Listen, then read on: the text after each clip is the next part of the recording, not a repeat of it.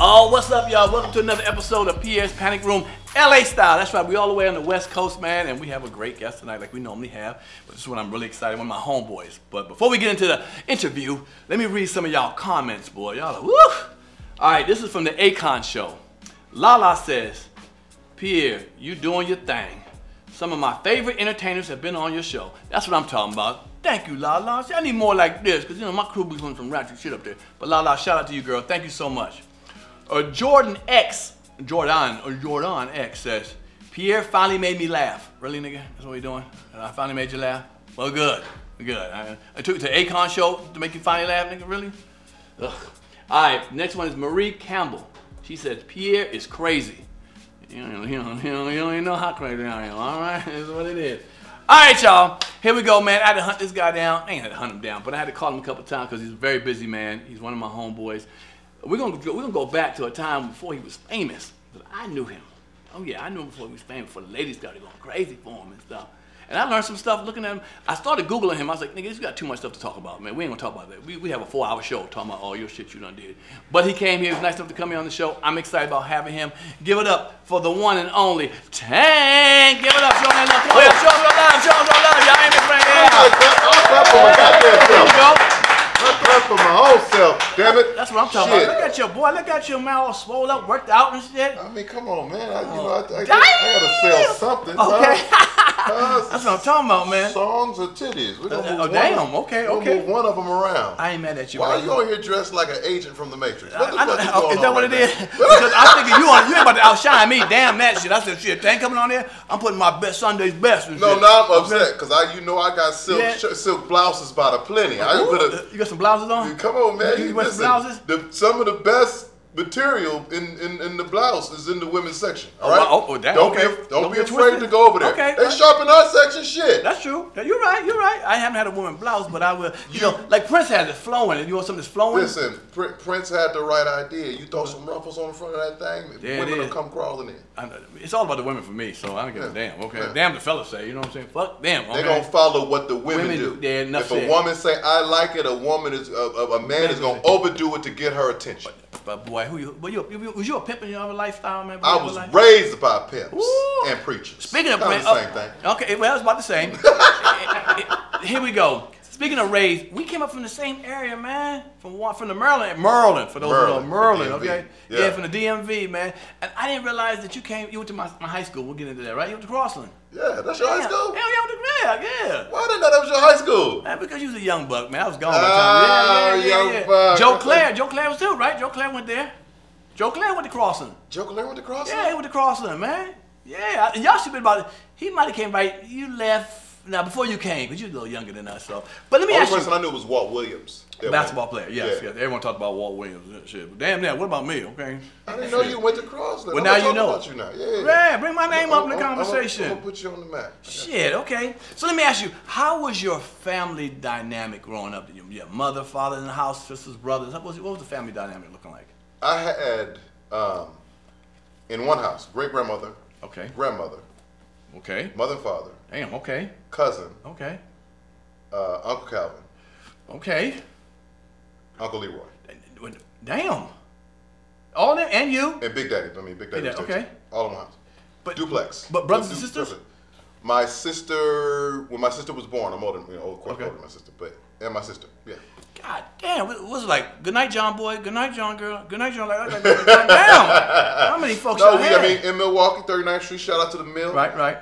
We had a duplex, so it's a full 3-bedroom upstairs, a full 3-bedroom downstairs, and then the basement had bedrooms too. Nice. So there's our family here, 2 houses down, another 2 floors of my family. Wow. 4 houses down. Wow.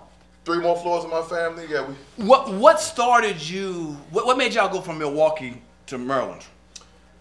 My father got stationed on Andrews Air Force Base. Air Force man, really? Yep, he got stationed there, and that got me out of Milwaukee. and that was probably that was the best thing that ever happened to me. I love the folks in Milwaukee, but I love them. The best part of Milwaukee is the airport. You get to talk about it, bro. It is not the airport. I did a show one time, a talent show. It is the waterfront. Is that what it is? What it is now? It is now. You know, Jacob Lattimore's from there, right? Yep. You know that? Yep. I was on a show. He was a young cat, and I was waiting to get paid. And right before I got paid, and right before that, after I got paid, all I heard was in the theater, in the hood. Yeah. That sounds about Milwaukee-ish, right? That's about right. I mean, Life Jennings is from there. Yeah. So thank God you got out of there, man. I was listening because I was an aspiring gangster. Really? I was an aspiring because all the guys we looked up to, that's what they was on. Did you ever sell something like nickel? You probably had a nickel bag of regular weed. No, I was like, I had a little pitchfork after my arm. I was trying to be like a little baby. The problem was, my great grandfather and my grandmother was so feared in the neighborhood. Nice. So, when it came time for me to try or think I'm about to put in some work, they'd be like, boy, you better take your ass home. Your great grandfather killed us out here. We ain't fucking go home. Darrell. Right, Darrell. They make me go home. Right, Darrell, come on home. Your grandmama kill us. They find you. Get it, man. I'm trying to be down. You ain't down with shit. Go home. I heard that. In those days, gangsters knew. You know what I'm saying? Like the real ones knew. Respect. Like this ain't for you, young fella. But this ain't your life. You know what I'm saying? We out here, we get it, but you don't belong here. Go home. That's true.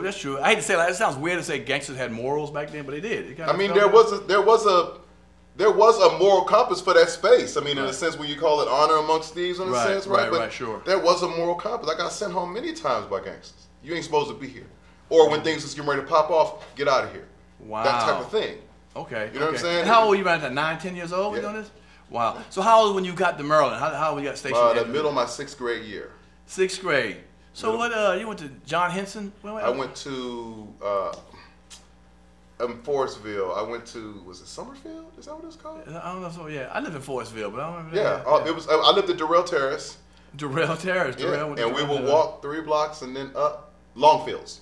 Longfields Elementary School.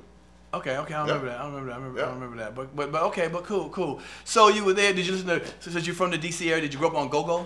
I eventually got into it. When I first got there, I'm from the mill. Right, I get that. So I'm like, they're like, you heard of go-go? I'm like, what is go-go? Like, if you've never heard the term go-go, it's the most confusing term to hear when you first move to the city. Right, like, sure. What is a go-go? Right. When they start playing the music, and mind you, I'm a musician. Right. You know what I'm saying? I'm like, that ain't nothing special. Right. I was like, and they singing everybody else song when I first heard it. Right, sure. And they singing everybody else songs. Where they songs at? Right. And then over time, I just kind of got immersed into the culture and then joined the go-go band. So it was what it was. Were you raised in the church singing? You came from that? Okay, so that I can understand. You raised from the church singing gospel. All church. And if you heard go-go, that wasn't real. That was maybe a little sensitive to your ears. And I just wasn't. I wasn't. What's the word? Cool? No, I wasn't. I was church cool. Church I cool. wasn't. Okay, we'll go with that. I just didn't understand those textures and things. Like I had heard a little R&B, you know what I'm saying? But I was a church kid. I wasn't allowed to really, I didn't have time to do anything else. I was in church 4 or 5 days out of the week. Really? You know what I'm saying? And then, like going into high school and all of that, like I was the minister of music of my church. So I remember that. I remember hearing 3 different choirs and all of this stuff. Like I was church. I didn't have time to know what the latest song was out on Hot 100 or what they was doing at the club. I had no idea. I've always wondered, people who grew up in gospel, how does secular pull you away? How does that work? Here's what happened to me, and I'll try to make this I'll phrase it really short, right? In my mind, I had been turning down label offers. Well, not in my mind. I had been turning down label offers since 10th grade. Really? Major label offers, yeah. And so I would only sing gospel. So I was part of a gospel choir that was signed to Verity Records. So we had a deal. Touring around, meeting all my favorite gospel people, John P. Key, Fred Hammond, Kim Burrell. And so, I feel like I'm living the dream. Okay, sure. Until I find out I'm being ripped off. Oh, wow. Not in the gospel section. Yeah. I mean, they ripping off. Who would have thought that, right? Thou shalt not steal. Thou shalt not. Right. From the artist. And I'm like, wow. You know what I'm saying? It's not that money to begin with. You know what I'm saying? I remember arguing I remember arguing with my church, like, hey guys, I need to, I need to get paid a little more. Like, you guys are paying me like $50 a Sunday. What? And like, I can't get no car. I can't live on my own. Like, and there was this, well, the Lord, what you do for the Lord is. Yeah. And they were working me with the Lord. And I'm like, the Lord is broke. Like, what are you telling me about the Lord? The Lord ain't. It's his money. The Lord ain't got no bag. Right, like, what are we? I heard about streets paid for gold. We can't get one of them gold bricks from the street. Right. You know what I'm saying? Pay a brother. Right. And it was so many letdowns in the church world for me. And then all of that equated to me being broke. Oh, wow. Right. And I was like, you know what? Let me just try R&B. At least on that side of it, it looks like they're getting paid. Okay. At least I can take care of myself. At least I can earn a living. And that's why I tried R&B music. I tried the nice R&B music. I was like, I'm gonna be like Babyface. Okay. Boys to Men. Yeah, I'm gonna start there. Remember Stacey Lattisaw? Absolutely. Yeah, she was big. She was big. Shout out to Stacey Lattisaw. Yeah, I used to record at Kevin Jackson's studio. I don't sound familiar. What's Kevin Jackson's? Her husband. Oh, that's what it was. Okay, I wasn't in the music, but that name sounds familiar. Yeah. Oh, yeah. So that's why I used to work all the time. So Stacey was like, that was like our hero. Did you do talent shows? 'Cause I grew up in talent shows around DC. Did you do talent shows at all? I didn't have to do talent shows because I ain't really doing me either. I was bullshit. Yeah, I ain't had to do this shit. Go ahead. What else do you have to do, nigga? Okay? Shit, you didn't have to come here tonight. Shit, okay? Like, go ahead. You a generous motherfucker, bro. You down for shit. No, like I said, I was signed in high school. I was singing gospel professionally in high school, so I didn't have to do. But nigga, I won more than $50, brother. I won 100, 200, 300. You was only getting 50. Which was your record out? Did you have a record out with your face on it and your music on it? Oh, okay. Your ego was in the way. You're like, I can't be seen out in the record. I can't consort amongst those looking for a deal. Okay. I am those with a deal. Yeah. You understand? And only getting $50. Whatever. Right? Whatever. It looked good. They stole from me. Whatever. I ain't mad at you. Wow, that's interesting.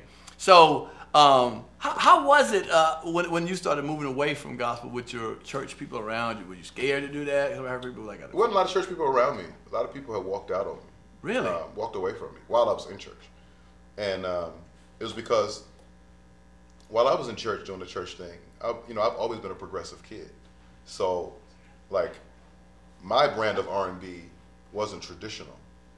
The R&B that I would write and produce, it wasn't traditional. It was on the edge. It was like, I need dancers, I need lights, I need the show. Like, you know what I'm saying?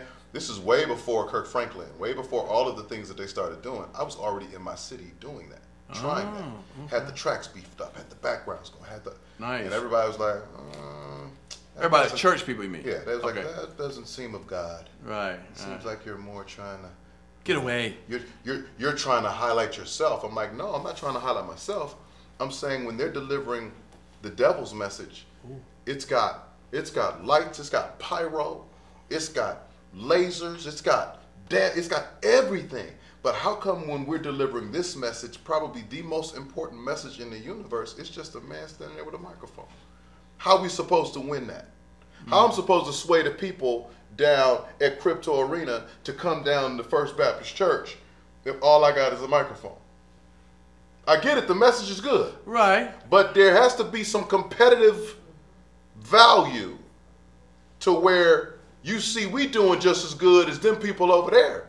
We turn just as much as they turn. And our message is better. Come on over here. Okay. And nobody bought that at the time. They buy it now. Sure. But I was early. So sometimes when you're early. Right. You know, people. Right.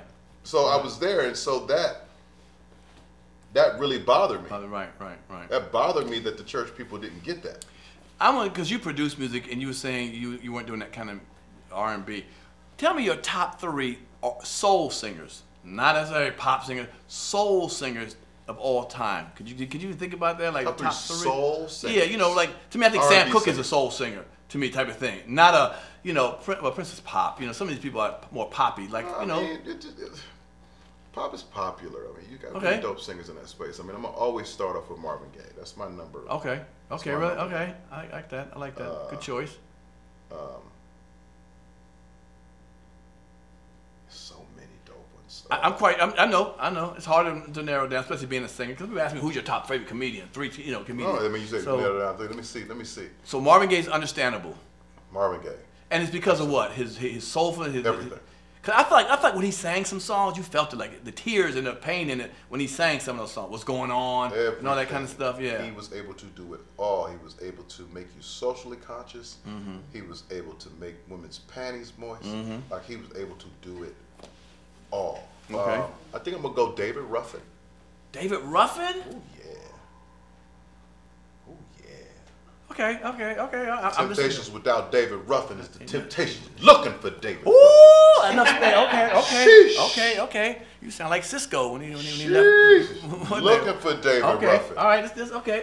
We'll go with David. I'm surprised at that, but I'm good with that because you say okay. One more. Soul. I'm gonna throw a couple names. Good. Donny Hathaway. Nope. I'm gonna go Stevie Wonder. I was about to say Stevie Wonder next. Okay, those three. Stevie Wonder. So Marvin Gaye, Stevie Wonder, and David Ruffin. Wow. Yeah. Because you got, those are three completely different types of singers. Completely different. Right. You got a powerhouse in David Ruffin. Mm-hmm. You got a smooth criminal with a slight edge in Marvin Gaye. Okay. And then you got a complete acrobat in Stevie Wonder. Complete acrobat. Just nothing vocally he can't do. Wow. You put those three singers together, you get a tank. Damn, I like that. You get a tank. I heard that. No, okay, we'll go with that. I like that. Because you know what? I'm fascinated by music, by people making music. People are fascinated by me doing comedy. Like, how you come up with ideas? I don't know how that happens, but it just comes up. But I think it's like, to me, is music started by like a sound, like ding, ding, ding, ding, ding, ding, ding. Then you put ding, ding, you add like the little layers. Don't have to come up with a beat first in your mind, and you put the layers of every little small thing. How do you know to put little pieces into it? Like, when you hear the song, you just enjoy the song, but it breaks, the layers are so small. Over time, there has become a somewhat structure in how to build tracks and beds of music and how to build songs from melody and lyric. Over time, it has developed to where there is a guide that you can follow in order to create a song. Okay. Once you're familiar with that guide, once you're familiar with that structure, then it can happen in any order, right? So any beat, any instrument could be the lead. In any order. I can start with a lyric first. I can start with a melody first. I can start with a subject matter. Ooh, that was dope. Somebody could say something crazy, like that's a song. I could start with just a shaker. That's a wow. Oh, that's a dope shaker. I can start anywhere. Everybody can't, but I can because I do it all. You know what I'm saying? I'm a 100%er. You know what I'm saying? And so that means that I can write it, produce it, sing it, and put it out.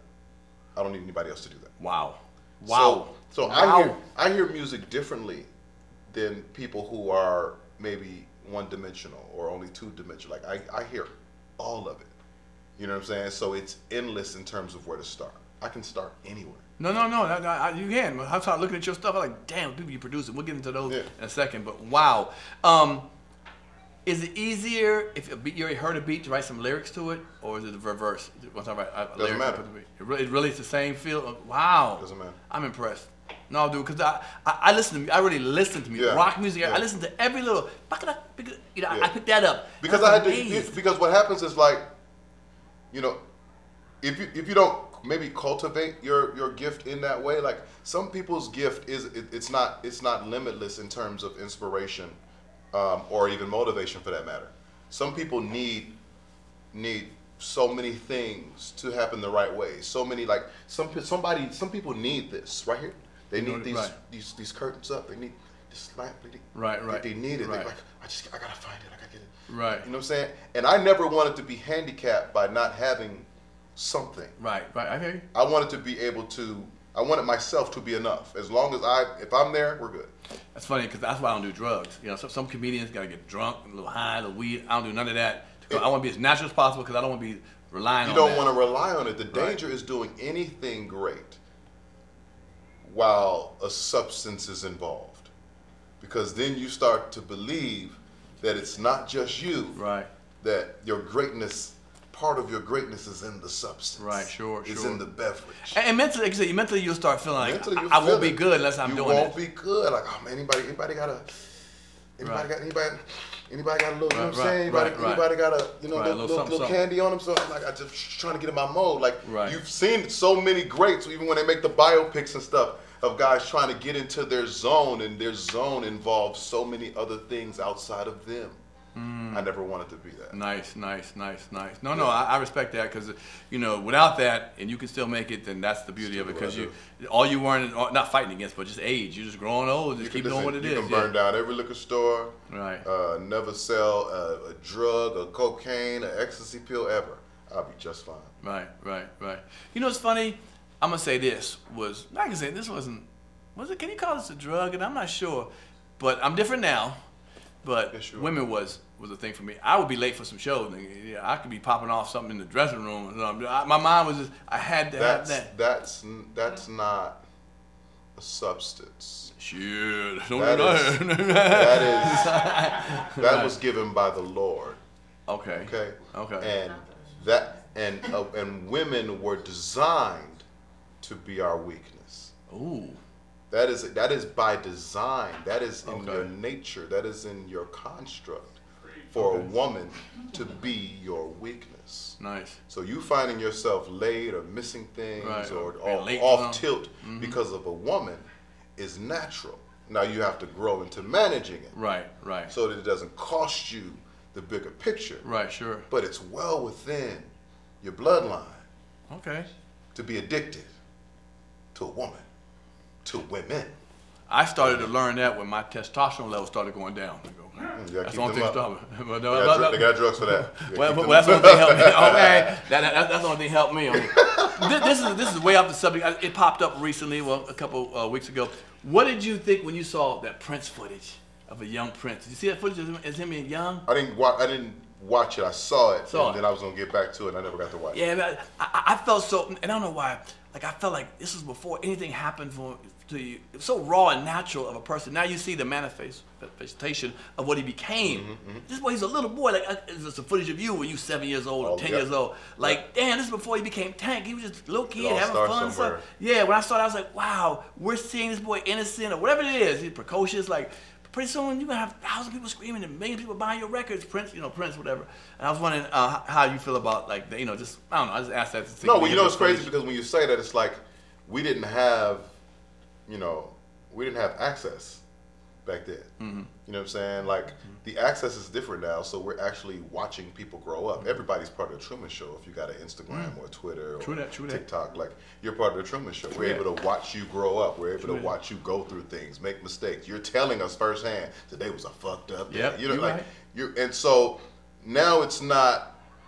It's par for the course at this point. Like we're used to seeing people in their embryo stage and then into whatever they become. But back then we didn't have that access. No, you're right. You know what I'm saying? Like catch Prince at home chilling, eating a peanut butter and jelly sandwich. We didn't have that access. Prince wasn't logging into his Instagram. You know what I'm saying? Like, what do you guys think about this blouse? Should I wear this one or should I wear? We didn't have it.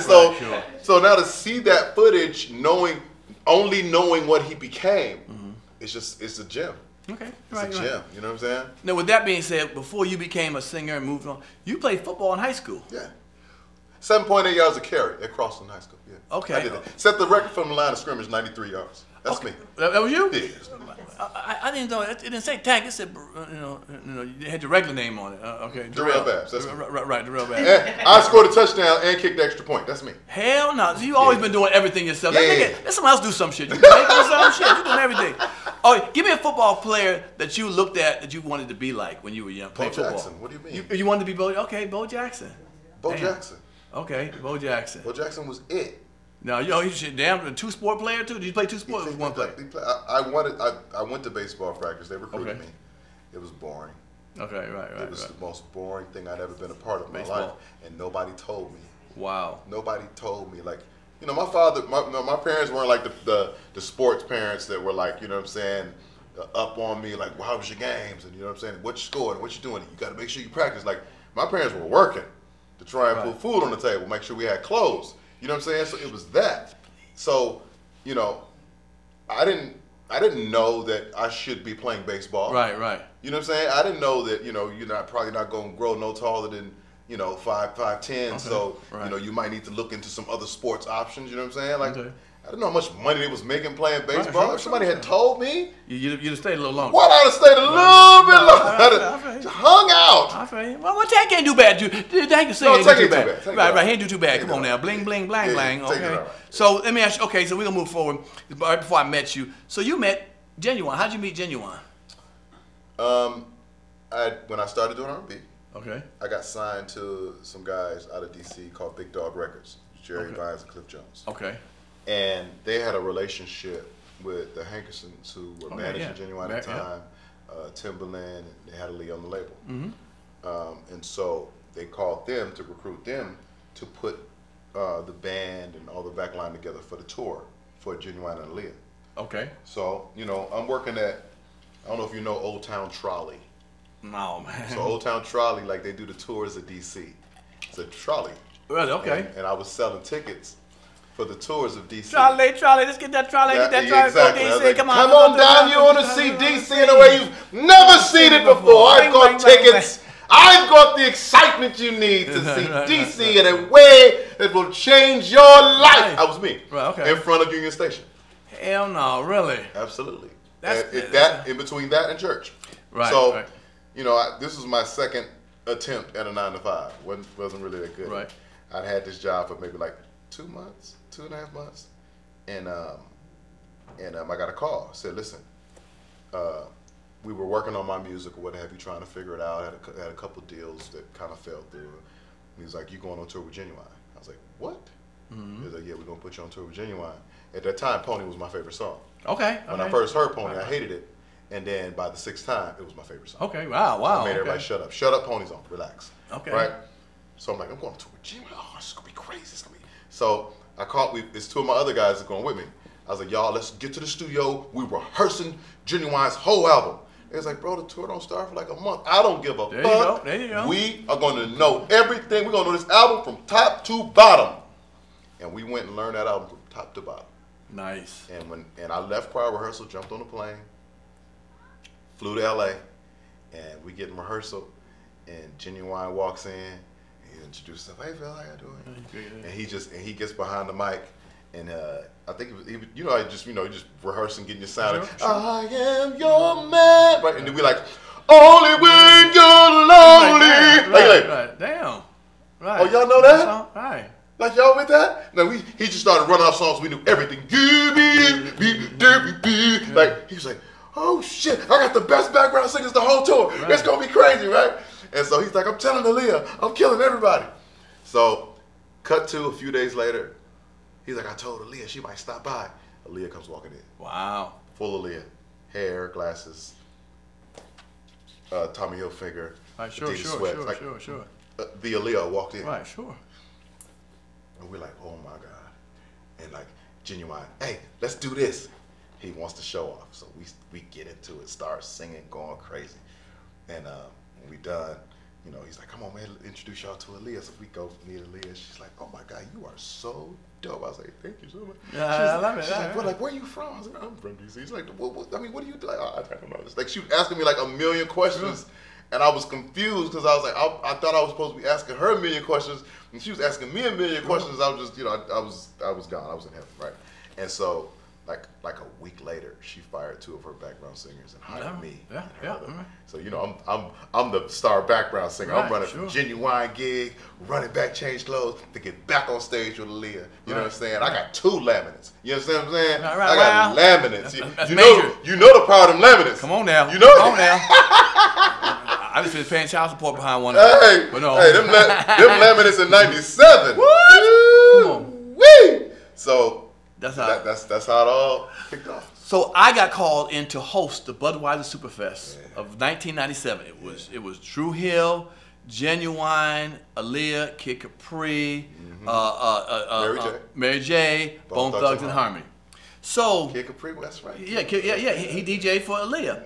So I'm gonna tell you everything. I'm gonna tell you what I remember. So I remember, in fact, we was on tour. I'm tell you some funny stuff. And this is just. So I remember one show. Genuine was up on stage and he pulled his shirt off. That's when he had the little sideburns all twirled up and shit. You know what I'm saying? Little baby hairs. Then he had baby hairs on. Right, he had to. And I remember him having glitter on him when he took the shirt off. And I thought he had hugged some female with glitter. You know, I didn't know no better. You know what I'm saying? You know, because I'm emceeing the show. I'm in between acts, and I didn't really have to do I did a couple of first acts. So I'm sitting there in the audience watching. I'm like, this nigga got glitter. Okay, whatever, let it go. The next show, okay, he must have hugged the same girl. Okay, man, he got glitter on again. You know, I'm a DC nigga. I'm like, we don't do glitter. We do shit. But I'm watching. I'm like. The third show, I said, no, nigga, you got glitter again. Now, nigga, you putting this glitter on now, nigga, okay? You ain't hugging the same girl 3 times with no shirt on. And I remember, like, you know, just his personality and his energy. And I remember you in the back singing, and you went to both people, either Aaliyah and Genuine. And I remember, okay, a couple things from the tour. One, me and you hung out a couple times. We washed clothes together, brother. I'm like, and your energy was so dope and cool. You know what I'm saying? I remember going to the mall. We went to the mall one time. The girls were crazy about me. They didn't know this nigga at the time. I was feeling all right until some years changed over. But this before, like, you was a background player. I had done some movies and shit. They were like, "How you doing, light skin? Who's this?" Oh, this nigga background singer. What about me and you? Okay, damn that. But I remember shooting basketball at some hotels we were at. You know what I'm saying? Little outdoor courts and stuff. I just thought you was cool as hell. The energy was dope. You always had a friendly, big old smile. You had no arrogance, no nothing about you, man. You were very humble, which you still are today. I was like, I like this dude. I'm really feeling being around him. So it was cool with that. I remember this. Now, we did arenas, 15,000 seaters.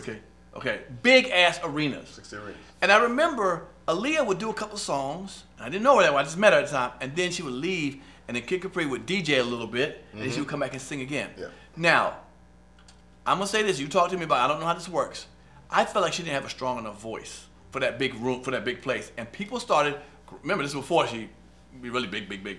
They started booing a little bit, boom, because she's very flighty. I felt like she was flighty, and I thought that's why they gave her the break with Kid Capri, because she would walk off after 3 songs and come back again. Because I don't know if she would have ran through 5, 6 songs like that. Because I'm an audience. It wasn't a vocal thing. Okay. It was literally just the structure of her show. The tough spot about where Baby Girl was in the show is that she came after. She came after Drew Hill, who were guys. Cisco pouring water all over himself. Right. Then she came after Genuine, who's pouring glitter and water all over himself. Right, sure. Humping the stage, jumping in the crowd, and Aaliyah is this polished artist. You know what I mean? Sure. Just rocking her show and going through her routine, and she's having to follow all of that energy and all of that craziness that was going on beforehand. And most people in the audience were girls, females. They were absolutely females. Right. You know what I'm saying? And so it was a tough. I mean, she was selling records and she had the records. You know what I mean? But coming after that was think about that. It was man. I mean, you have to have like Mary coming in the slot that she came in. Right. It's Mary. Right. She had the records, and Mary's records were street too. Right, sure. So Mary was in here. Like Aaliyah was dope, and Aaliyah was more polished, and so the space was just a weird space in the lineup for her to be in. But the size of her celebrity and her success, it said she should be right here. Okay. But musically, it wasn't as aggressive as the people that came before her and the people that went after her. That makes real sense. I didn't think about it like that. Like packaging is everything. You know what I'm saying? And so who you surround yourself with in terms of that packaging is very key, very important. Well, do you think that's why Kid Capri went on? Because it wasn't necessary to go in between her act. That she did 3 songs left when you're building a show, you just build it in pieces. Oh, it'd be dope for a DJ to come in and do an intermission and type of thing. And you got Kid Capri. Like, I mean, it was nothing to get right. You know what I'm saying? If it take a lull or whatever, we got Kid come in, build it back up, and we can keep the train moving. Did somebody know that before? Like, say, we need to put her. Like, why would you? No one else had somebody in between them. Only her. Was somebody seeing that vision? It's also like it's a big performance play too. Like, who else could afford Kid Capri to come out there and do an intermission? True Like, that. not the 2 acts before. Right, sure. She could afford it. Right, okay. So there's that. Okay. You know, so I mean, it was just a show play. It was just part of the show. What kind of relationship did y'all have? I'm just like, nothing else, just friendship. Like, how did you feel seeing her and being around her energy? You know what I'm saying? What was that like? I mean, as I was working one with of her biggest fans, she was my biggest cheerleader. Really? Yeah. Dope. She was the one who tell me, like, see, you like a one-man Jodeci, like, you need to do this, and you need to make sure you dress like that, and make sure you tell them that you need to, like she was that. Nice. Like, always had the information for me. You know what I'm saying? Like, are you good? Everything straight? I'm like, yeah. I mean, how about you? Are you good? You know, like, she was the queen. You know what I'm saying? Like, our label was built on her. Right. Sure. So everything stopped when Aaliyah came in. Background? Everything stopped when Aaliyah came in. Right. She was a showstopper. You know what I'm saying? So we paid homage. All praise due to Aaliyah. Right. Point blank. And she would give that energy back in the form of, you know, of game. Like, no, you need to be doing this and make sure you're doing that. Oh, I need you to sing on this. Sing that right there. Like she was the one who put me on that right. Was it like brother and sister friendship or mentoring? Yeah, it was like, she was young. I would say it was like brother and sister, but she was older in the game. Okay. So she was able to mentor me. Okay. Because she had been doing it for so long. She had seen so much. You know, I mean, she was on that stage with 30,000 people. Like, I was backup. Right, sure. So I needed to learn what the front of that stage was like. And her and Genuine were the perfect teachers. Right, nice, yeah. You know, I got to know her from the tour, and she was always sweet, really sweet. She really sweet person. And even we would see, I think I went to the premiere, maybe Romeo Must Die. And she grabbed me and hugged me. I got a picture of it. She kissed me and stuff. It was just like, it was just cool, man. Her energy. She was like, she wasn't like celebrity. Like, she was like, she was just dope. Like a homegirl. Like a homegirl, just dope. Like, I've never met anybody that's had anything bad to say about Aaliyah or about an experience that they had with her that was unfavorable. It's always been, Aaliyah's dope. And that's what I wonder about her, because other people have passed away, unfortunately. But I feel like other people name their girls after Aaliyah. If I find anybody named Aaliyah, anybody's daughter, it's because of Aaliyah. Yeah. Why do you think that people? I heard what you just said. Like, we're so enamored with her. You know, did she like die at the? I hate to say the right age, but you know, some people are like Tupac, as they're going up. Is it that she just was caught on the way up and we wanted her potential? Like, man, I think she would have been the biggest star of all. We don't really know that. What is it about her that was so magnifying, you think, to the people? Not to you, but to the people. I think it's the same thing. Is I think people can see. People can see through, you know, the facade of whatever anybody is trying to put up or paint.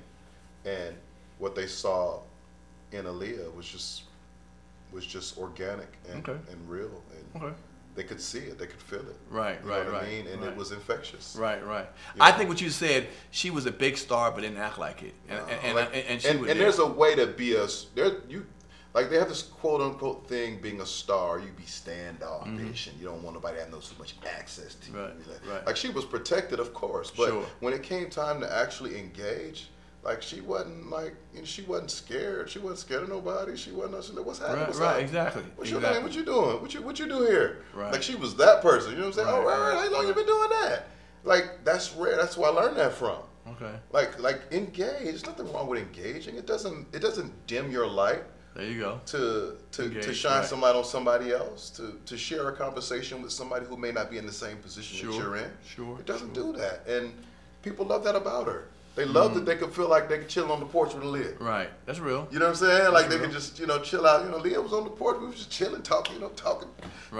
You know what I'm saying? Like, she had that. And her nickname is perfect, Baby Girl. I mean, that's what they call her. I remember being on the set, people calling her Baby Girl, and it was, I just knew her. I met her, so I was like, okay. But she lived up to that, just being. If you think of the vision of a baby girl, as your friend or whatever, she was that. I was hurt. In fact, two people who worked at a beauty salon that I work, get my hair cut at, male and female hair, unfortunately passed with her, in the car. And I was just thinking, and this is something that I think of. And I say this, it's weird to say this, but I'll say this. I think sometimes, this is weird to say this, but like, celebrities sometimes die because of being a celebrity, because they get to push the envelope. Like, Kobe shouldn't have been on that flight. They shouldn't let him fly. It was too foggy. Aaliyah putting more stuff on there. Have you ever had a situation where you pull back because you like knowing that, let me be treated like the regular person, because if y'all do extra for me, it might not turn out right. Do you ever feel like that? I mean, Go ahead. I just think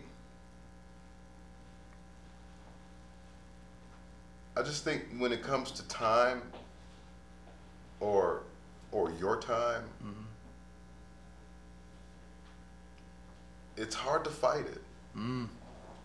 It's hard to know when not to push the line or when to push the line. Like, I can think of a few instances where, you know, my OG brother Wendell would be like, we need to get out of here right now.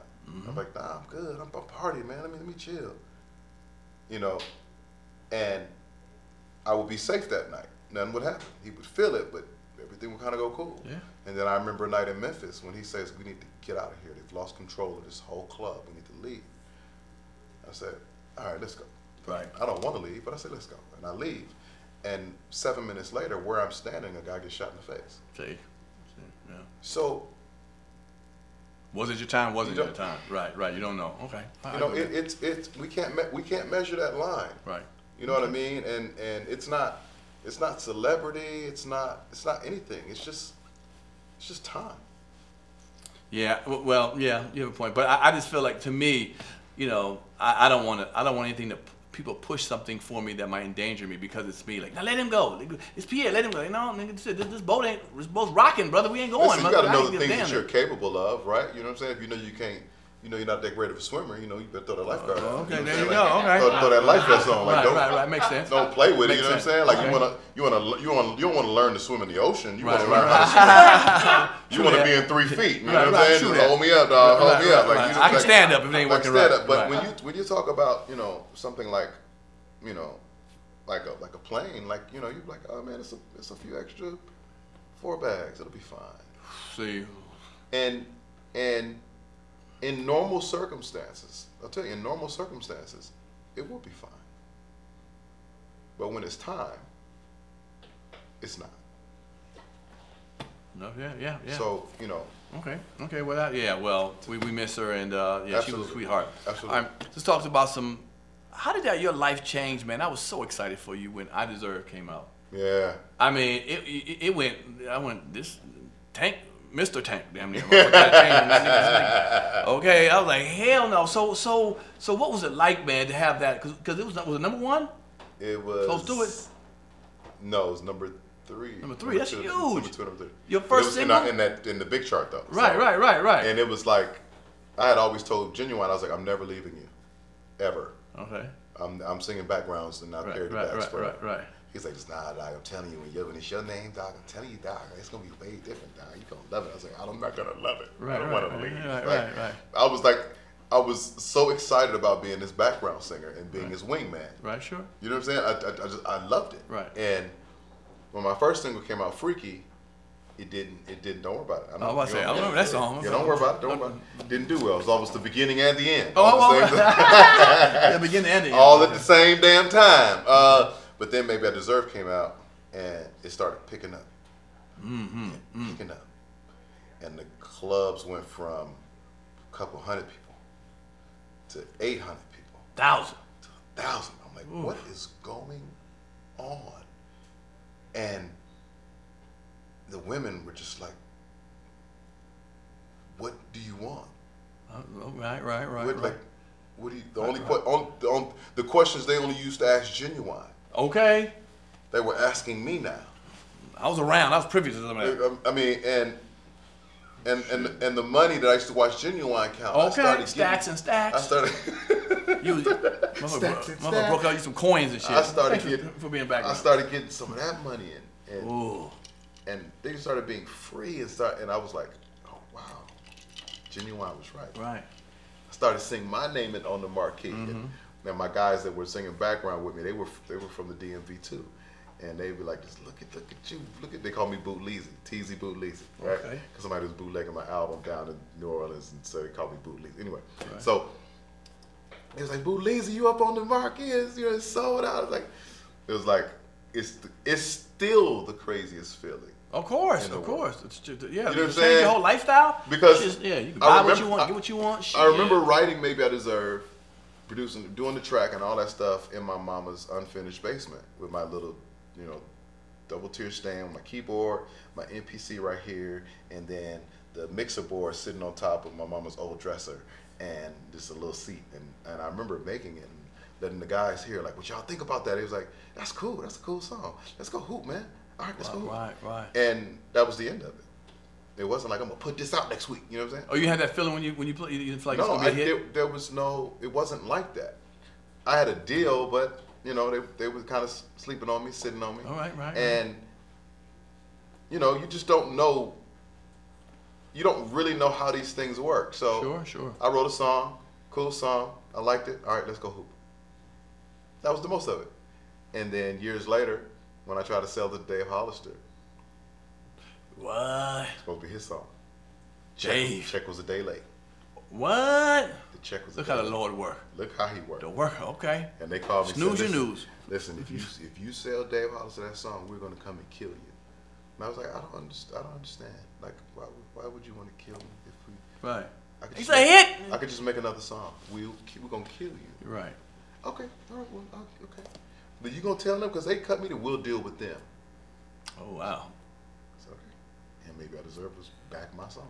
Beautiful. You know what I'm saying? So, beautiful. And when it started going, man, it was just different, man. It was just. When did you realize you were a don't give me the bullshit sex symbol? Cause nigga, you turn it on, brother. You okay? Yeah, there was a time when you realized, oh shit, shit got real. 2007. Oh man, if I don't beat you, 2007. That's when you finally realized that. Sex, Love, and Pain album. Before that, you thought you was the average niggas working at the mall. No, before that. Nigga the gym. No, I'm the average. I deserve something better than this. No, before that, I felt special. Okay. But I felt special as a vocalist, as a producer, and I was in shape. Okay. But I did that anyway. I did that year round. You know, I knew when I took my shirt off, I got a good reaction. I like that. Nigga, I was on concert with you, nigga. You start off with the shirt on. You gotta put your clothes on, nigga. Put your clothes on for the song. This nigga start putting shit on. Put shoes on, like middle of the song. Put his pants back on and shit. But, nigga, I know get dressed throughout your act, nigga. Go ahead. But it wasn't until 2007 okay. that I was like, oh shit. This is real. I got that shit. Nice. When you realize it as a man, like, you know, you come into your own and you know how to move things around, you know what I'm saying? You know how to really, conduct the energy in a room, you know what I'm saying? Like, in 2000, I was like, yeah, I got him. You got him. I know what to do. I know what to do. Oh, yeah. I've worked with you a couple of times. You know what you do. You know what you do, nigga. I ain't even mad at you, brother. I ain't mad at you. All right, here's a question I've always wanted to know, and I think I know. I'm going to give you my reasoning, and let me tell me if you can fix me. Tell me the truth. Okay. I wonder why TGT didn't work. Okay, and I've heard reasons. And one thing I liked about that name was so cool. If Genuine was willing to be in the middle with the initial, we didn't know if it was Tank and Genuine and Tyrese, or Tyrese, Genuine, and Tank. That's the coolest thing. Like, who got the first thing? But I think I know who had the first, okay? who thought it was the first. I heard that Tyrese was making X amount of money doing his own thing, and he felt like he got with you guys, and y'all went on tour, that he wasn't going to get less money. He didn't want to split the money in thirds. That's what I'm talking about. He didn't want to split, and you guys, thought y'all, we all on the album, you get thirds.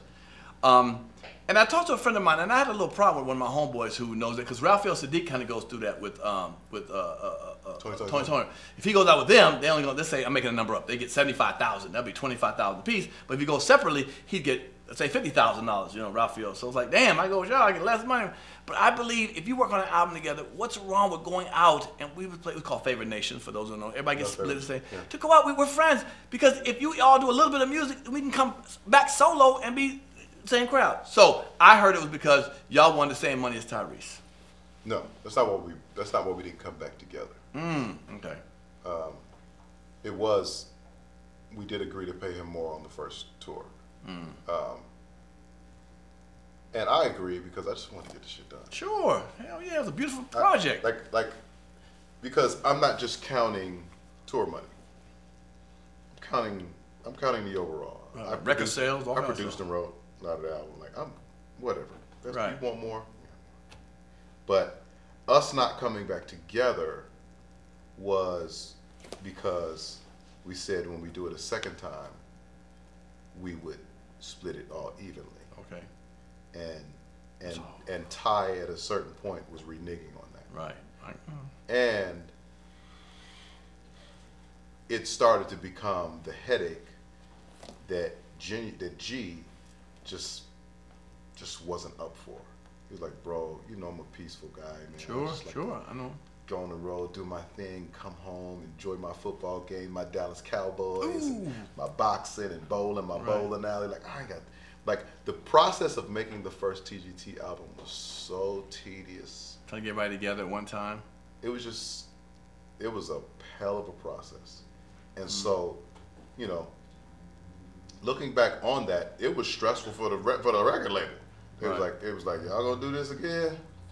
Right. We like the money, but there's a lot of and so, you know, it being a stressful process, it just made it hard for anybody to want to come back to it. I felt like it would have been easier this time around. Right, sure. You know, but you know, Well, everybody's rich. I know that. So it's like, you know, trying to get people back in that room, cut your schedule short, and like, you've got to believe in something bigger than yourself. Than yourself. No, I totally agree with that. And I think that TGT is something that was bigger than all of us. That definitely was impactful, but I think has yet to have its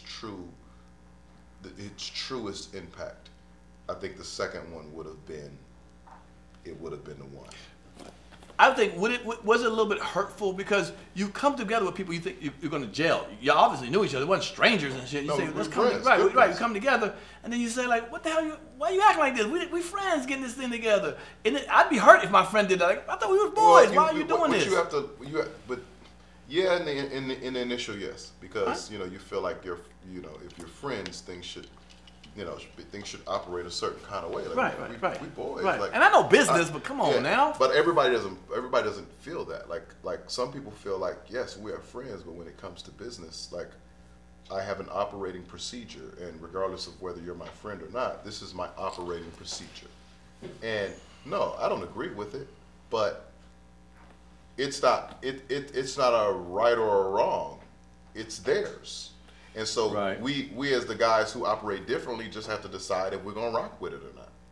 You know what I'm saying? Like if me and you do an album together, we splitting it 50-50. Right. Let's rock. You know what I'm saying? Because I'm counting this as something we're doing.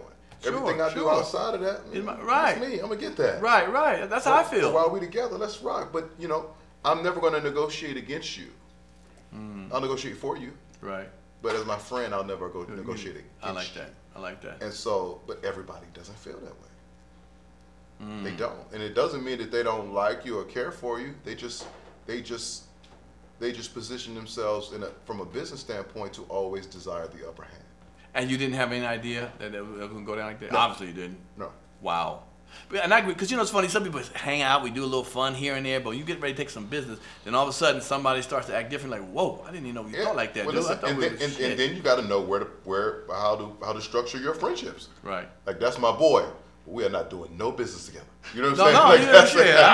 Like, you got to be able to know where your friends land with you. You know what I'm saying? Like, I got a couple friends like that. Yeah, like that's my brother. I got love for you, homie, but that's my brother. But I'm not going to no high schools with him. Right. Nope, he don't know how to behave himself. Shit, that's real shit there. All right, we're gonna slide off the music a little bit. Let me ask you, you ever been to a place called New Guinea? New Guinea, no. It's near Australia. It's near Australia, New Zealand, New Guinea. In New Guinea, it's a ritual that young men actually drink other men's semen. Oh, no, it's not. Don't do it. No, it's a true story. I'm telling you, my boy. Okay, you never been there. I thought when you said what you said on that girl show, maybe he went to New Guinea. He probably heard about that thing. Not saying you did. I said, you know what? With Angela Yee, maybe he went to New Guinea. He was talking about the New Guinea situation, not with you. Okay, so that's what we. And I feel what you were saying. I had to say it from the back because niggas, you know. But yeah, you know, the once or twice, you know, as a homie, rectify it a little bit better for me. I get it, but rectify it for me one more time. It's about an existence, right? I know you gonna help with that, dude. Or the nature right, I get it. of an individual. let's do it like this. Let me say it in a way you could understand. Okay. No, right? I understand what you said. I understood what you said, brother. Okay. So let's say Paul, not Pierre. Paul, at the age of 21, is like, man, none of this stuff is working out. I'm gonna try comedy. Goes to the Laugh Factory. I feel you on that. Gets on stage. Hell yeah. Does okay. Right, you know what I'm saying? right. Doesn't totally get booed, but doesn't like do super great. It wasn't a home run. Wasn't a home run. Right. Comes back. You know what? I can do better. Okay. I can do better. Okay. Comes back. Right. Makes sense. Second time. Okay. Says, that didn't go well at all. Damn. That Two times. didn't go well Okay. at all. 2 times. That didn't go well at all. Paul should give up comedy. Sees an ad for the Navy. Okay. Said you can join the Navy and we'll also pay for college. Okay. Nice. He goes into the Navy. Let's say he's in communications. Okay. That's good. That's good. He's in communications. From there, they give him he gets a degree in communications. Okay. He then takes that degree to now become the head of NBC. Oh, nice, man. Shit. NBC. He's Right. running the whole thing. He's using his communications degree, his communications experience that he got from the Navy. Right. Is he a comedian? Hell no. Thank you. Hold up. Let me reverse all this shit. Hold on. No, I'm gonna say it like this. I'll make it quicker than you. I see young ladies sometimes in college, and they would experiment with another female. Absolutely. Kiss them all in the party. Right. You know what I'm saying? Yeah. And then get out of college. Years later, they get married, have family, kids, and never thought about that again. Never thought about that girl again. Is she a lesbian at that point? And most people say, hell no, it was an experiment. But it's a double standard. Double standard. Once a nigga put a dick in his mouth, they figure, it is what it is. At that point, nigga. You know what I'm saying? There's no, and I agree. My problem was this. Here's my problem with the whole scenario. Okay. It wasn't about me. Right. It was a hypothetical scenario about someone else. Right. And somehow, after that whole ordeal, the dick ended up being in my mouth. It wasn't about me. Right. Okay? It's not what I do. I agree. It's not what I've ever done. Right. I've been on the road with Not you, once or twice. Okay? But yeah, get it out of here. I fuck with you. Get it out of here. Get it out of here.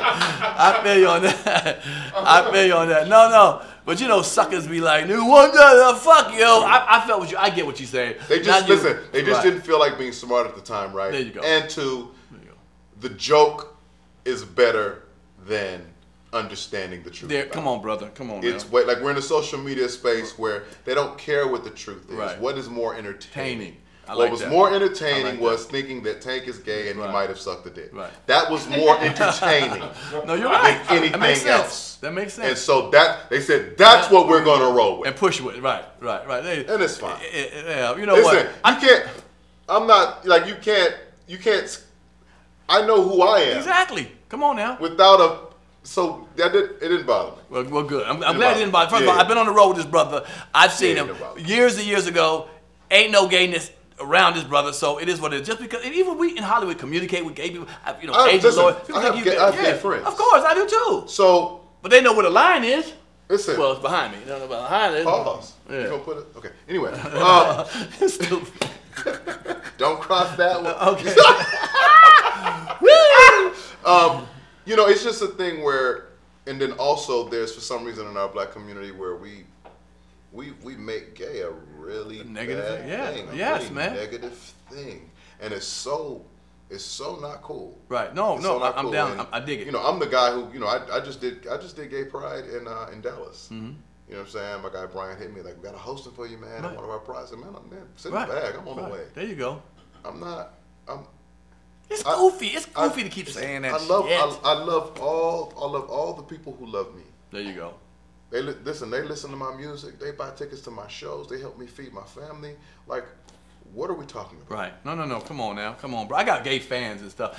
Sometimes they DM me and I'm like, bro, I don't go that route. You know what I'm saying? Oh, you keep it, brother. I'll stop it. And listen, you know what? I had to change how I reacted. You had a visceral reaction first to gay advances because I just didn't grow up that way. Right? And so it was very odd to me, and it felt disrespectful to me. Right? Because in my mind, I'm like, hey, you know I don't go this way. Right. But I had to also think, how many guys who we thought didn't go that way, when they got that offer, was like, oh, I mean, you know, I tried. Right. So there's a history of guys wavering. Right. I'm just not the guy that's gonna waver. So I felt disrespected. Like, I'm a grown man. I ain't, you know what I'm saying? Like, what you? But then I had to realize this. I desire to be attractive. There you go, man. Come on, what? Speak on it, brother. I desire to be sexy. Right. And once you put that energy on, once you're putting out that energy, you can't control who feels that. You can't control who feels that. There you go. Same way, brother. Shit. I get it, motherfucker. I get it, nigga. Gay nigga, you fine. It's for the women, but it's okay. I say thank you. Right. If you admire, as I say thank you. If you admire that, I say thank you. There you go. Because that's the energy that I'm putting out. Right. I want to be attractive. Okay. Now, I don't have no reaction outside of thank you for you. Right. Sure. But I don't see it like I used to see it. Right. It doesn't make me cringe or feel away like it used to because my understanding is better. And my only problem I have, if I tell you no and you try to ask me again or put a number, then we're going to have a problem. Then it turns a little different then from me. Yeah, I tell you first, bro, I'm good. My God. Ain't no trying it, motherfucker. Nah. You don't like it, nigga. I don't eat chitlins. I never had them before, nigga. Yeah. But I'm good with that. Yeah. Okay, I ain't got to try them to say I don't like them. So God bless those who do it. I got my gay. I love my gay fan base, man. Cool, you know, straight. I got thug niggas who love me and shit. Hardcore mother street niggas and shit. So it is what it is. So I don't sit there and judge like that. But that's good. How do you feel? Do you feel that you're to be labeled like an OG in R&B because you've been around so long? Do you consider yourself an OG? You hear that? 22 years. OG like a motherfucker. Yeah, right. And I accept it. Right. And so my job as the OG is to protect the new generation. You know what I'm saying? Show them the way. Give them the game. Help them continue to build the platform. Dope. You age out at some point. You know what I'm saying? As an R&B singer, you got Temptations. I mean, I'm 46. Yeah, but what that mean? I got it. I'm the only 46-year-old with a #1 record. I'm gonna get with that. This many #1 records in a row. Wow. I'm in a current space. You got some legacy artists that could come back and go #1. Right. I am currently going #1 every time I drop something. Right. You know what I'm saying? Like, I don't just skew from, 30 and up. I skew from 17 and up. Right. You know what I'm saying? I'm in a privileged space. I'm in a different space than what most 46-year-old R&B singers end up. Well, you don't look it, and do you, I know you're going to say, do you worry about getting older, or do you say, I want to stay in this market, the 17 to 40-year-old like me? No, I'm just doing what I do. You moisturizing, nigga. I'm not forcing anything. Okay. Yeah, no, you gotta. Okay. You gotta stay moisturized. You get that young look on your face. You gotta. Facelifts and shit. Your wife make sure you gotta get facials. You gotta take care of yourself now. Right. But I'm not trying to do anything. I'm being me, 100% me, like organically. Like if I sing about going to the club, it's because I go to the club. If I sing about tipping strippers, it's because I be tipping strippers. Okay. If I sing about popping a bottle, it's because I pop a bottle. You know what I'm saying? I write my life. I don't write make believe. Nice. Okay. Well, wow. Okay. You know what I'm saying? So everything ain't no fantasy. This is ain't the real no deal. Fantasy. That's that's shit, eh? That's my house. That's right. Those cars are mine. You know what I'm saying? They rented those for that video. I bought my own. Like, ooh, watch your mouth now. Watch your mouth, brother. Goddamn. Okay. It's not. I'm giving me 100% me, and so. I think that if anybody's writing about their life as it happens today, they're current. You know what I'm saying? And you have to figure out the science on how to package it up and make sure that they receive it that way. Give me your honest opinion. Do you feel like, let me say it all the way, do you feel like R&B is dying out or is on life support? And how do we bring it back to the heyday of the 90s? It ain't the same as it was in the 90s. All the groups of the 90s came out. But it's up. It's going up. It's trending up. Thanks to the females. It's trending up in terms of getting back to the mainstream. So you got your Scissors, you got her, you got Jasmine Sullivan, you got Summer Walker. They are helping our case in the mainstream. Okay. You know what I'm saying? Like I've I had top 10 mainstream record, but from a guy's standpoint, it was kind of just me. Right. You know what I'm saying? In terms of my generation. But those young ladies are bringing music from our generation, music where you got to feel something, and they're bringing it to the mainstream, which has kind of been our saving grace. But what is it going to take to bring? Remember, we had R&B groups at the time, onto the '90s. Money. It's expensive. Oh, really? That again? And when you had R&B groups, you had people running record labels that loved R&B. Oh, okay. It wasn't lawyers and nice people who didn't know music. Nice. It was people who actually knew music, that understood. There were A&Rs who actually knew music, who knew how to put the group together, who knew which voice needed to be. You know what I'm saying? Like, a guy like Puff, like you gotta think about what he did with a group called 112. You know what I'm saying? Total. Slim wasn't the best singer in the group, but his voice was necessary to make them distinctive. Nice. So that every time you heard his voice, you was like, that's 112. Yep. Every time you heard Q, those backgrounds, you was like, that's 112. You know what I'm saying? Like, right. And then Duran was sneaking in and do something vocally nuts. He'd be like, right. Oh, you know what I'm saying? And then my other guy would get, like, there was genius behind that. They weren't the best singers, right? But the way Puff packaged it and the way he made sure the melodies were dope and sing along. Yep. It was like, ooh, and then the style was, ooh. Right. We don't have that no more. Right. We have record companies waiting for something to pop and then them going to grab it and then piggyback and put money into it. Wow. Okay. So let me know. Tell me, what does R&B Money, that album, mean to you now? To bring that album out now at your age, what does that album really mean compared to the rest of the music you've done, other albums? What does this one mean to you? Well, I mean, this is me maintaining my stance that yes, we got pushed to the back burner because our process is expensive. Right? When the rap guys, the first time they made a beat on that MPC or SP60 right. In the basement, you know what I'm saying, and recorded the song in the basement for $300 and some chicken, and it sold 1 million records. Right. It killed everything because then the bottom line shifted.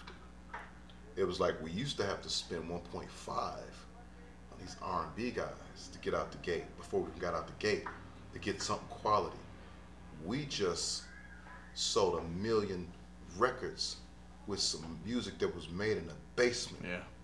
Wow. For snacks and weed. Right. Wow. Okay. The bottom line has shifted. This is how we make money. This is how we make billions. And the same thing with the social media kids now, the comedians now. They're like, shit. Yeah, working them. So I maintain, listen, I'm going to keep my R&B expensive.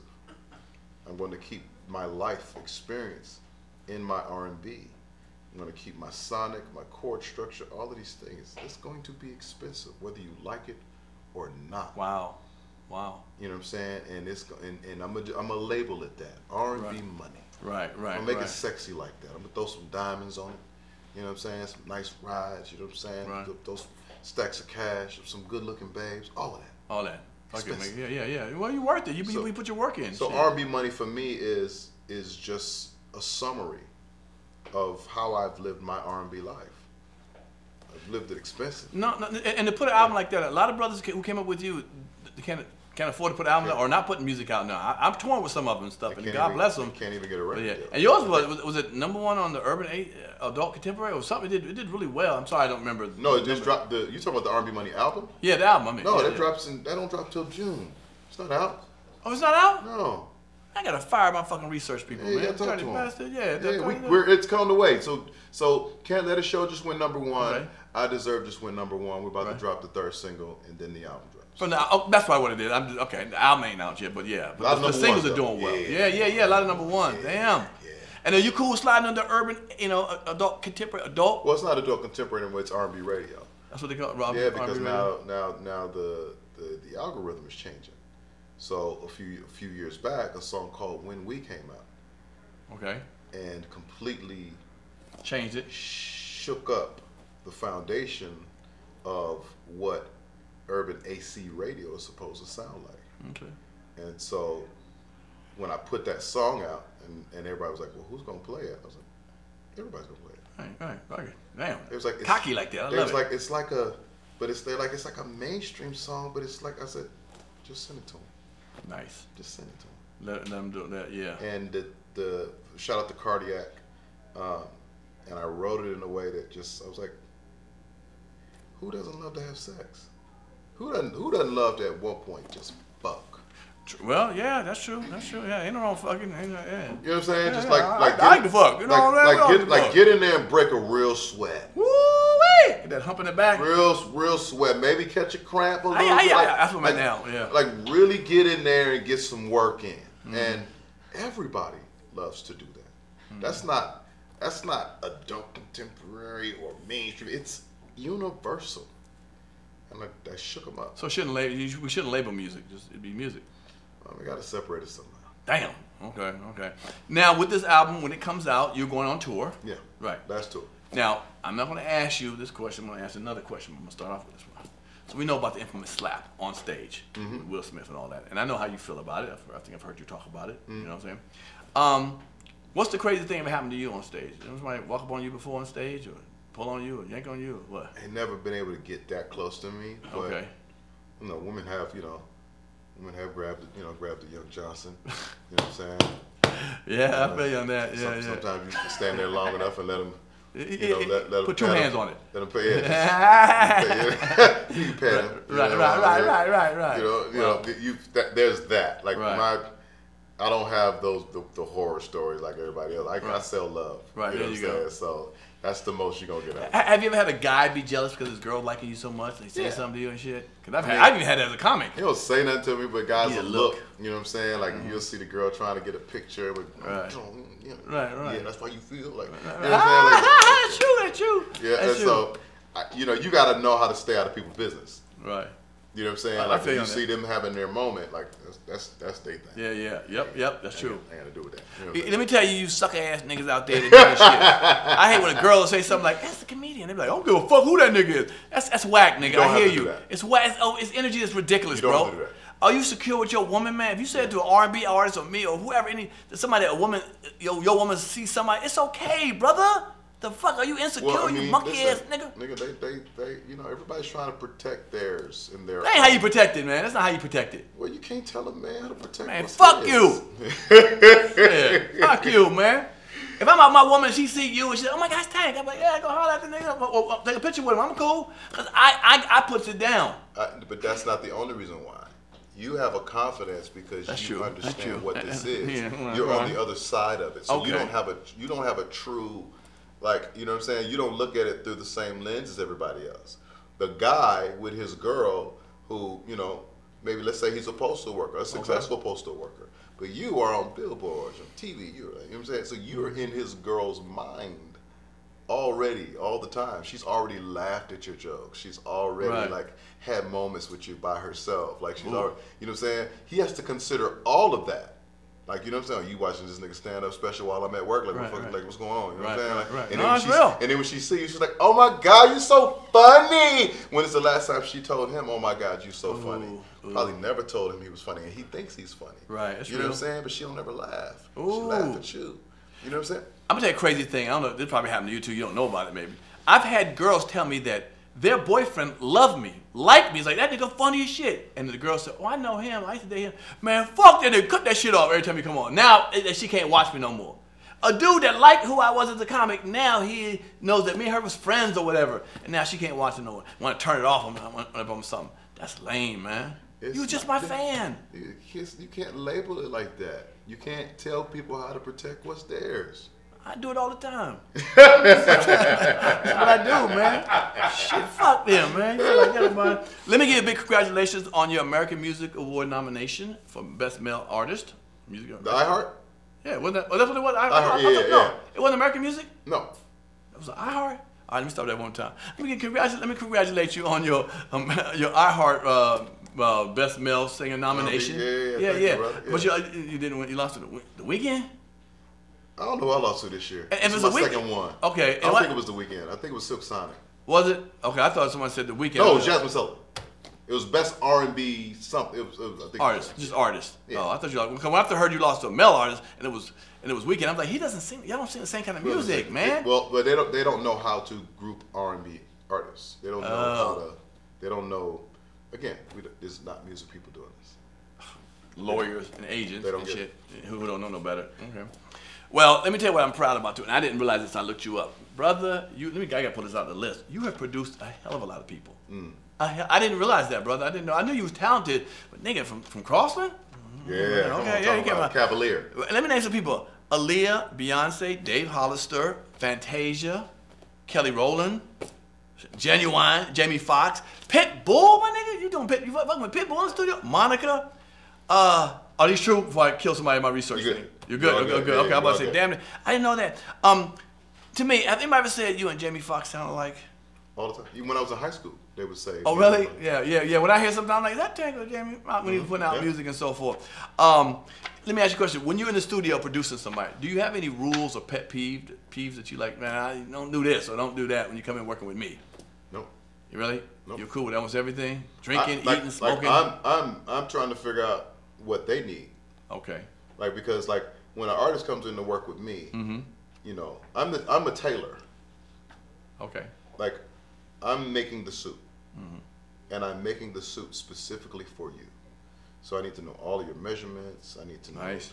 I need to know the colors you like, the fabrics that you like. You know what you've done in the past that we need to probably stay away from, and like the history of all. Because I'm working for you now. I'm not. I don't just got a song laying around that I did a long time ago that I thought was cool that I'm just trying to see if it fit on you. You know what I'm saying? No. Okay. I'm custom tailoring you something for you. So whatever it is that you want or need, whatever that is, like let's figure it out. You need gerbils in here? Get some goddamn gerbils in here so that you know they can get in there. Back to what you said with the lights, the cloth they need and shit, whatever you need to get you in. Whatever you need, and now talk to me. What's your story? Where have you been? What you got? Matter of fact, we're not gonna do no music today. Let's go to the mall. Let's go grab some food. Like let's lock in. Let's vibe out. And let's understand where you've been and then where we have to go. Okay. You know what I'm saying? So whatever they need. All right. Okay. Well, I didn't know that part. Are you paid by like one fee, and no matter what it takes 3 months to do the song, or you got like 2 weeks to work on this song, and you get paid this one fee? So whatever happens in that, how does that work as a producer? As a producer, you know, you charge whatever you charge. Most of the time, I work with the budget of whatever artist it is. Is it one budget or hourly? Yeah, let's say it's $50,000 for a song. Okay. Right? You can do that. So I'll get $50,000 for that song. However long it takes to do that song, that's just what it is. Oh, really? And so for me, I say a day, maybe 2 at the most to get the song done. You know how long I worked for $50,000, nigga? I worked 6 months on tour. No, you didn't. Shut up. That sounds good. That sounds good. Okay. But damn. Stop lying. Okay. Racks on racks over here. Okay. Has there ever been, you gotta mention the name, a singer that you were disappointed in when they came in, the voice wasn't what you thought? Like, sound terrible. I gotta work on this more. And have you been surprised by somebody? Like, damn, this person is better than I thought they were. Have you had both of those situations? I was surprised by Kelly Rowland. Her strength of her voice. Everything. Or workmanship. Okay. Everything. Wow. Okay. Monster. She's actually my favorite person in the group. Everything. I mean, because, you know, B was so highlighted. Sure. You know, I mean, B is just Who she B, is, right, sure. And so I never knew. That she was that good. I never knew that she was that cold. And what makes you a cold singer in producing? Like There's so many things, but I mean, Kelly Rowland can do it all. When you say like bring it up higher, as a vocalist, Kelly Rowland has range. Nice. Okay. She has acrobatics. She understands layering. She understands harmonies on a crazy level. Like she understands texture and even changing the tone of her voice. Like she understands it all. Yeah. Like she's a beast, and she's a beast. Nice. Monster. Nice. You know, and I was like, and I'm sitting there like, people don't know this. Right. They do not know that you are this kind of man. She's so cool and humble and just like, well, you know, I'm just doing my thing and just beautiful. She's a monster. Beautiful. And I'm quite sure the situation some people are saying that you're like, oof, I got to really work on this. Well, I mean, I can work with that. You know, I like I've had to fix certain things. Like I remember when Omarion came to the studio for the first time, and I was listening to him sing, like, and even on some of his earlier records, and I was like, something's not right. Right? Wow, you can hear that. I said, something's not right. And we would sit down at the piano and we would sing, and I was like, you know what the problem is? I was like, you're a bass. He was like, what you mean, bro? I was like, you're a bass. They're writing your songs too high. They're making you strain for every note. So that's why you're having issues live. That's why you're having an issue maintaining your voice over a certain amount of shows and all these things. Boy, you cold, boy. You I was like, they're writing outside of your range. That's right in your range. We can make hit records in your range. And that's how we came up with O. That's a hell of a way to have an ear to know that, man. That's great. And you watch him sing. You watch him like, right, and like he's got to dance and sing. Oof, that's a lot of work. So you got to try and make sure these things fit together cohesively. Wow. You know what I'm saying? He can't kill himself singing and then be trying to dance at the same time, or kill himself dancing and trying to sing it. Like there has to be a good balance. Nice, You know what I'm saying? And so that part was, I was in charge of that part. Okay, I want to let you go. We're gonna wrap it up with this right here. What would you tell a young artist trying to break into the business, out here? What would you tell a young singer, like how to get to that next level, or how to be seen, or just to get to be where you are? You asked me like 9 different questions. I did? Yeah. Well, that's what I'm here for. I would say, listen, if you really want to do this, you better love it. I like that. That's real. I'll tell a comedian the same thing. You better love it. Because that's the only thing that's going to sustain you throughout the ups and downs. Okay. And there will be ups and there will be downs. Okay. For sure. Okay. 2, the same thing I would tell my younger self, don't take it personal. Ooh, I like that right there, brother. That's a beautiful one. Don't take it personal. It's just business. Okay. When they wouldn't put more money into my marketing to promote my record, I took it personal. The business was, it didn't make sense. Nice. It wasn't connecting. Well, if you spend more money, what if we do spend more money? You'll owe us more money, and we still won't have a hit record. Damn. Okay. Fuck y'all then. Okay. Young self. Right. But I think these kids now have a better opportunity than you did. They can put this stuff on the internet and try, keep singing, push it They out can there. monetize anything. Right. Anything can be monetized at this point, and so you're direct to consumer. Right. So now you can test all of these things before you even put $1 into them. Nice. You know what I'm saying? Like you could see if people like it, how many people like it. You know what I'm saying? Way before you even start spending any money. Nice. You can become a star before spending a dime. Sure. No, that's Become a real social media whatever, or you know what I'm saying? A Facebook this, or a TikTok that. Like Sure. And so the avenues are endless for this generation. You know what I'm saying? And so, you kind of want to say this generation doesn't have to work as hard as our generation because we really had to get it out the mud. Yeah.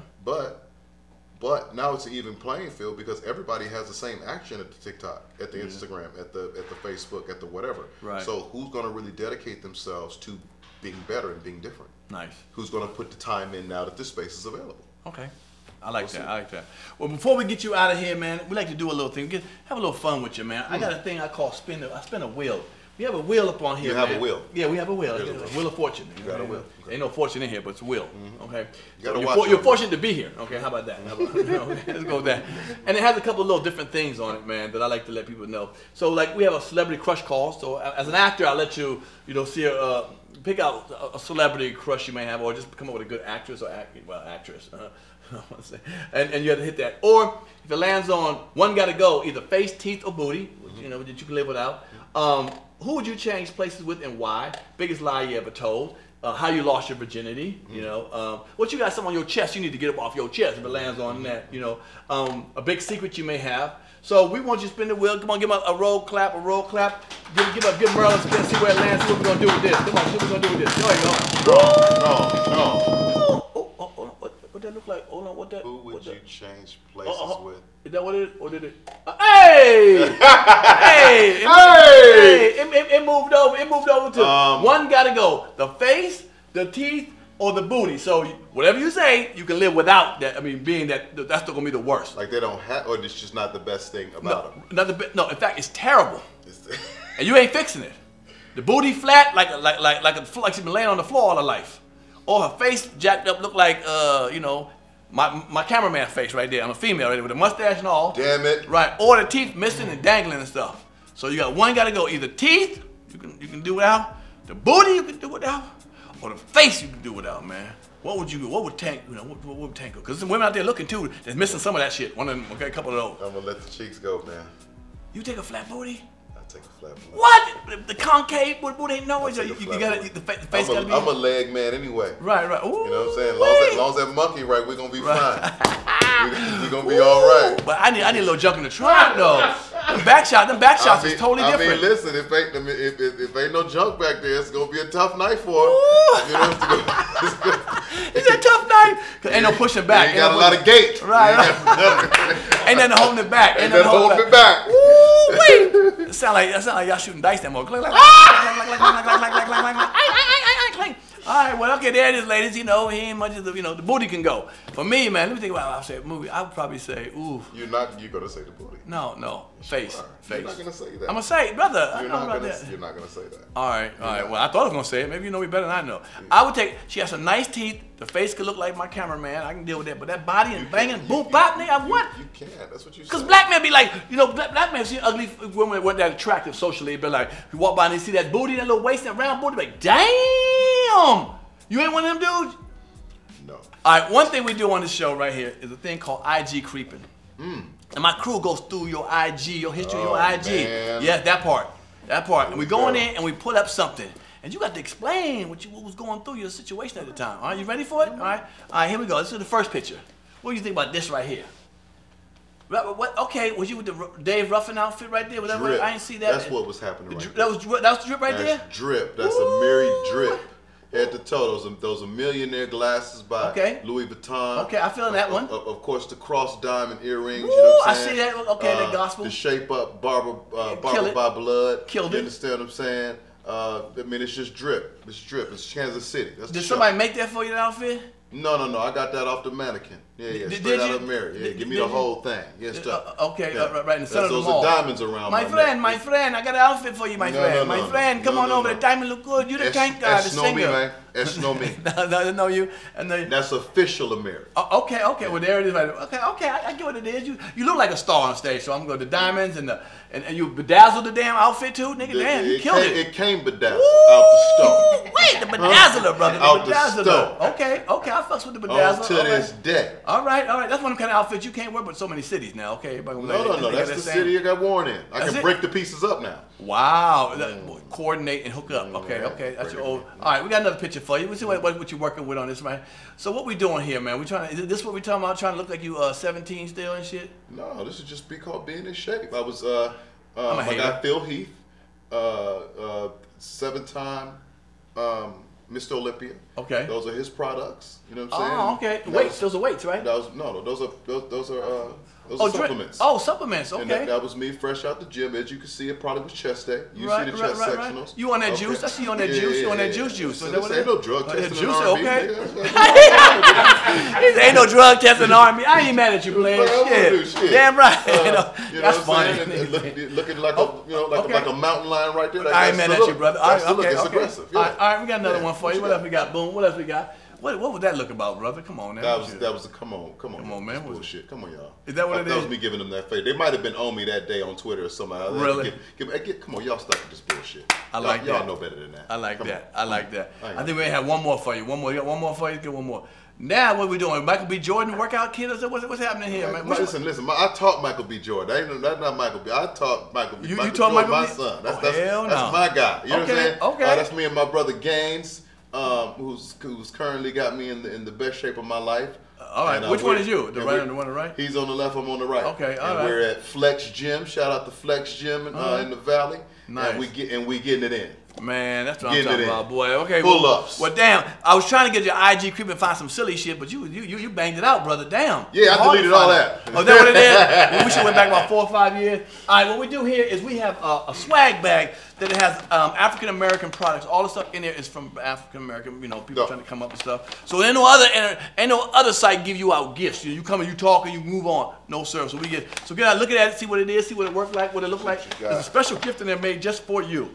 Okay, so that's the book. Okay, you in that book actually, brother? I know. I have this book. You have that book? Okay, you can give it to me again. Okay, well now look at that one official shirts, man. You know people want them shirts, brother. Red, black, and green, brother. And it's your size too. Red, black, and green, brother. Yes, brother. Is that how you say? Yes. Those colors, red, black, and green, brother. Okay, that's how I had to put that. They got me some beads too. Yeah, but look how she made it. Put them out. Let me show you how she made it. Yeah. What's in there? Yeah. That's my girl Celestial Goddess made it just for you. That bracelet just for you. Gosh, just for me. And look at that charm on there, boy. Oh, it's got the music. Music, no, come on, brother. And them real beads, right? They ain't no bullshit. It's real beads. Ooh, look how you looking, boy. Look at new money, man. Ooh, R&B money. There it is right there, brother, man. No, man. Man, look, brother, Tank, thank you. Jarrell, Tank, whatever you want, Mr. Babs, whatever Listen, it is. if you're brother. writing me a check. Right, it's Jarrell Babs. Actually, it's R&B money. R&B, oh, okay, R&B money, man. Money LLC. I ain't mad at you, brother. R&B money pays me. Oh, okay. Well, look, brother, I'm so thankful that you came by, man. Look, I've known you for so many years, man. I asked you to come by. You said you would. You had to clear your schedule, and you were a man of your word, so Absolutely. I really appreciate it, brother. I've had some people who flaked on me, but no, brother, you kept it 1,000, man. I appreciate it so much, man. This is my little small thing. We're trying to get it bigger, man. You know what I'm saying? For you to come, I know you're big time right now. If I can in any way, shape, or form support you getting to $1 billion, that's what I'm going to do. I like to hear that. I like to hear Save that. me a seat on the private jet. I mean, brother, we on together. We equal. Listen, just save me a seat. You know what I think, man? That's all I care about. I can see R&B funny. Well, you don't do stand-up, so there's that. No, damn you. Enough of y'all taking out that stand between you, T.I., and the rest of them. I've been doing stand-up for like the last 3 years. Where you worked at? You worked at the comedy club somewhere? Yeah. Ha Cafe or something like that? You did that? No, I little things. I did improv with Cisco Duran and Carlos Mencia. I've done really? I've done I've done La Brea. I've done. How much time you can do? How many time? Like right now? 20 minutes? Probably about an hour. No, that we're not gonna do. No. Well, you know what? I can sing 5 songs then. Some people have challenged me. Like they've said, how much time you got? I was like, I got about an hour. You forget I write funny music, right? Right. So there's that, but then I'm a storyteller. You know what I'm saying? So I kind of tell the stories of my life, and it's all, so those stories take time to build and develop. You know when you're doing comedy. So I'm just not like cracking jokes. Like my shit is like. This motherfucker's handsome, in shape, can sing, and do comedy. Bro, Get the fuck out of my show, man. I was raised by man. Jamie Foxx. Bullshit. I mean, what do you expect from him? Okay, well you got a point there. He's a hell of a talent, so you got a point there. He's just a guy. So I learned from the best. Okay. Well, damn. Johnny Mac. All them crazies. Oh yeah. Speedies. Oh, Chris Spencer. Okay. That's the first person I opened for. Really? Chris Spencer? Chris Spencer. He put me on his stage in Atlanta.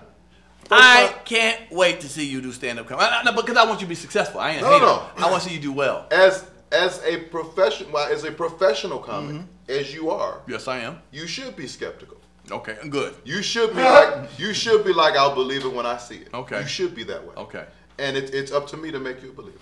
And if I see you do stand-up and you do well, I'm going to post it and talk about saying, my boy, listen, Mr. Babs. Let me say something. Naeem was mad that he laughed.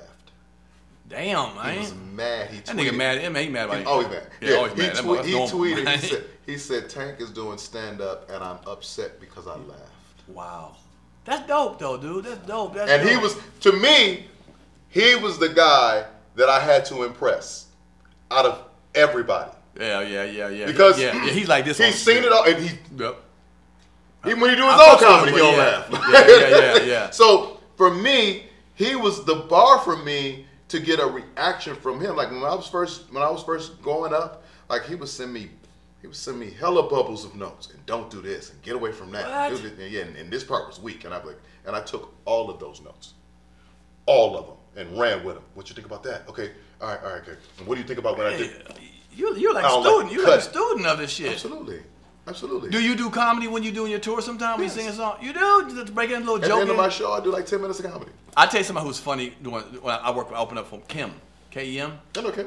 Yeah. That man was funny up there. He used to wear hot water. He's like, I know y'all looking at me, the fellas looking at me, but guess what? Your girl's looking at him too. Little silly shit in between. I said, this man got personality on it. No, I got bits. I got full things that I do. Really? Yeah. Man, support this brother, man. See him live. I'm going to come fuck with you live. I seen you live before. When I've seen you, never seen that. You was just up there naked and shit whenever time I saw you. So you probably left. You got tired of it. That's what it was. Yeah. That's too much baby. Too many screamings and shit. People, and they forgot about me and moved me out the way. No, but cool. I'm going to check you out, man. All right? I'm going to check you out. Thank you so much, brother. From the bottom of my heart, man. Thank you so much for coming, brother. I really appreciate that. Yo, like I said, another bomb episode of Pierre's Panic Room, LA. You know how we do, man. We had the great one and only Mr. Tank came through, man. Showed me some love. I learned a lot of things about it. Didn't know a lot of stuff about you, brother. I really did, man. So I have nothing but love for you. Hope you continue to do well, brother. I know you are, because you're too talented. You're doing too much behind the scenes. You don't even need to sing, nigga. You got jokes now. You do every damn thing. So shout out there. Hey, if you like the show, hit the notification bell or hit the subscribe, man. Subscribe. Yes, please subscribe. He just said it. Subscribe, and you know what? We'll see you on the next one, man. I appreciate y'all. Show me the love. In the comments, we go see what you say in the comments, because we read the comments. All right, we out. What up, it's your boy Tank, Mr. R&B Money, Mr. Hooyah, and I survived Pierre's Panic.